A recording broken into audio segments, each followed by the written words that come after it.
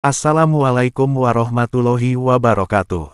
Selamat datang di channel Guru Ridwan. Kali ini saya akan menyampaikan cerita Sang Ratu Penakluk Tanah Sunda.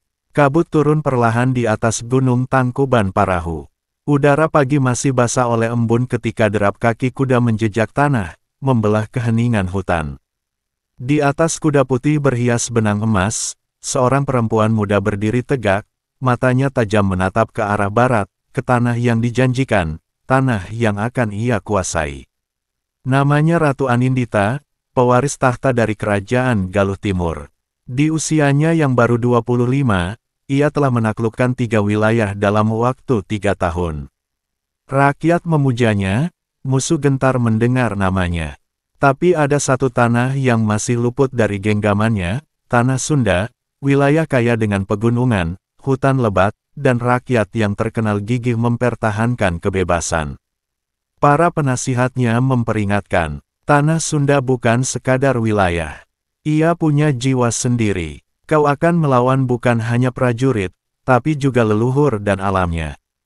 Namun Anindita tak gentar. Aku tidak datang untuk merusak, tapi untuk menyatukan, ucapnya. Tanah Sunda akan jadi jantung kekaisaran kita. ****. Perang berlangsung selama 99 hari. Ratu Anindita memimpin langsung di garis depan, dengan pedang pusaka warisan ayahnya, Candrakirana. Setiap langkah pasukannya maju, hutan merintih. Sungai-sungai memerah. Rakyat Sunda bertahan, tapi satu persatu benteng mereka runtuh. Pada hari ke-100, Ratu Anindita berdiri di gerbang ibu kota Pakuan. Ia tidak memerintahkan serangan. Ia turun dari kudanya, membuka helmnya, dan berjalan sendirian menuju kota yang nyaris sunyi.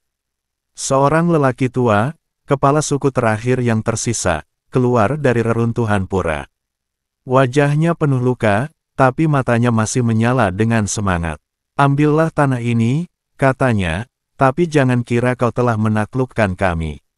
Ratu Anindita mengangguk, kemudian berlutut dan mencium tanah. Aku datang bukan sebagai penakluk, bisiknya, tapi sebagai penjaga. Tanah ini tidak akan kulukai lagi. Sejak hari itu, Tanah Sunda tidak lagi jadi medan perang, tapi pusat kebudayaan. Anindita memindahkan istananya ke Pakuan, belajar bahasa dan adat Sunda, bahkan menikah dengan seorang bangsawan dari garis keturunan raja terakhir. Orang-orang akhirnya memanggilnya bukan sebagai penakluk, tapi Ratu Niskala, pemimpin yang tak hanya menguasai tanah, tapi juga hati rakyatnya. Dan legenda itu masih hidup hingga kini, dibisikkan oleh angin yang menyusuri hutan Priangan, tentang seorang ratu yang datang membawa pedang, tapi menaklukkan dengan jiwa.